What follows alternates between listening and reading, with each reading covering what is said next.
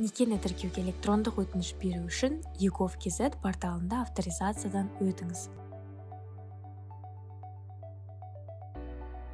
Басты бетте азаматтарға отбасылық жағдайы бөлімін таңдап, некені тіркеуге электрондық өтініш беру қызметін таңдаңыз. Онлайн сұрау батырмасын басыңыз. Некені тіркеуге өтініш берушіге өтінімде ерінің, зайыбының, ЖСН көрсетіп, неке тіркелетін жергілікті атқарушы орган тіркеу бөлімін таңдау керек. Сонымен қатар қажетті қосымша ақпаратты толтыру қажет.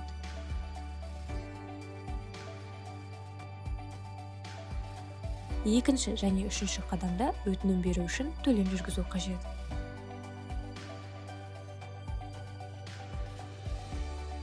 Өтінімге электронды цифрлық қолтаңба арқылы қол қою керек.